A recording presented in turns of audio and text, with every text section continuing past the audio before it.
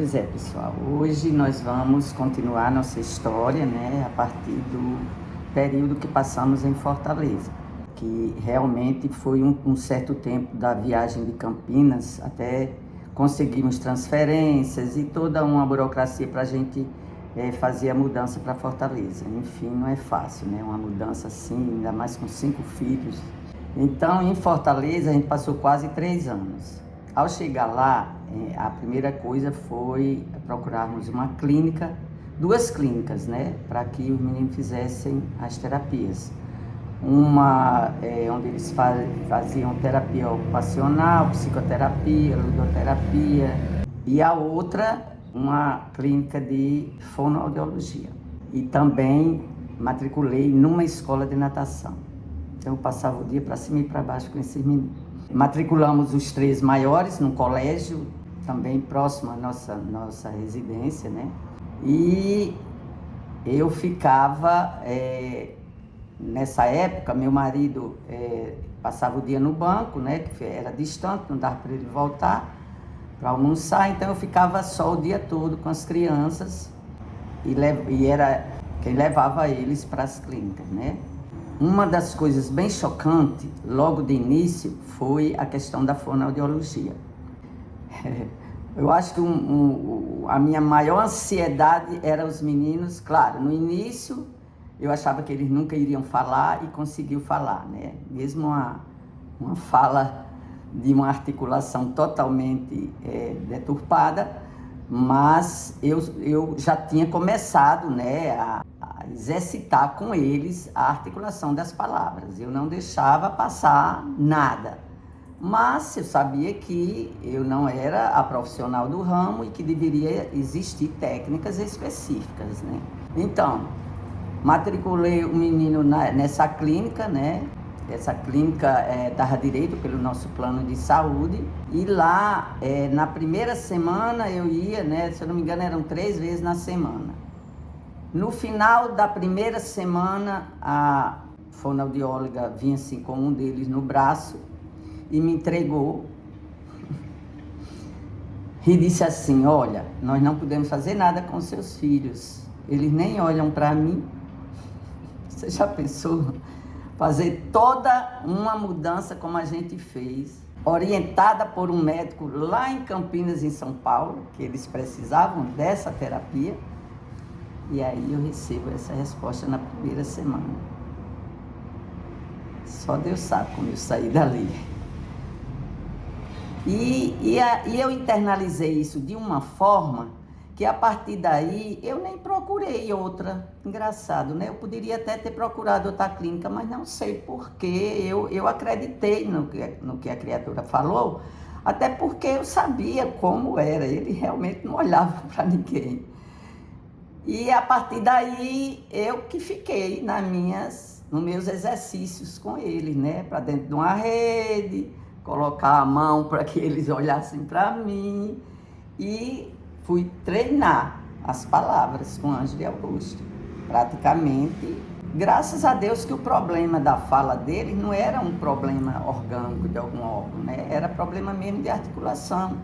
E com a minha insistência, minha persistência e não desistência, porque essas 3 palavras me acompanharam a vida toda, até hoje.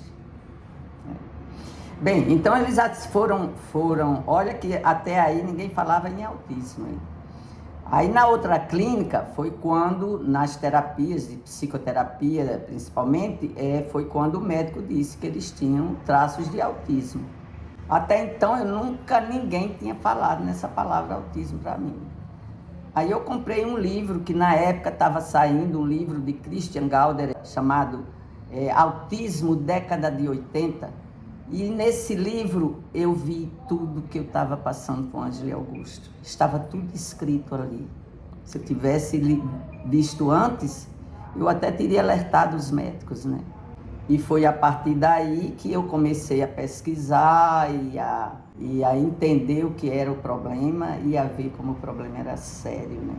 Tem muita gente aí relativizando o autismo, mas cada caso é um caso. Mesmo os mais simples, o nível 1, mas se passa por muitos problemas sérios. Mas, como eu disse, cada caso é um caso. Eu tenho uma experiência com meus filhos de 42 anos, tenho experiência da escola que eu fundei de 24 anos e tenho a Associação dos Autistas com 26 anos. E eu vi de tudo nessa minha experiência. Então, tem casos e casos. Ninguém pode dizer, é um modo de ser. Eu já vi pessoas dizer que o autismo era uma maneira de ser. Eu não acho isso, sabe?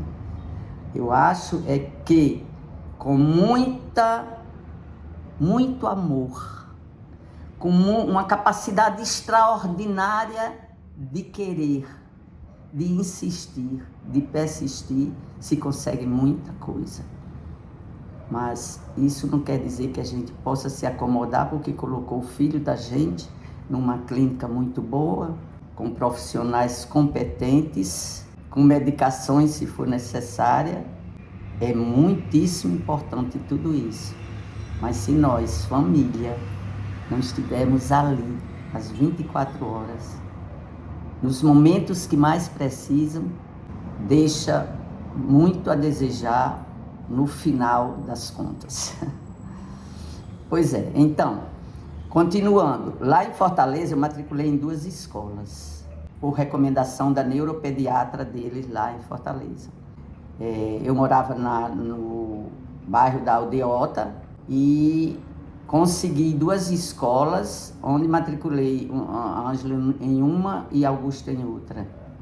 Só, pessoal, que quando deu mais ou menos um mês, a de Augusto me chamou e disse que não tinha condições de ficar com ele, porque as mães estavam reclamando, naquela época não existia essa palavra inclusão, nem leis que beneficiassem, e que não tinha mais condições, né, de ficar com ele gritava muito, ele não se concentrava, ele não fazia nada, ele não obedecia normas e regras.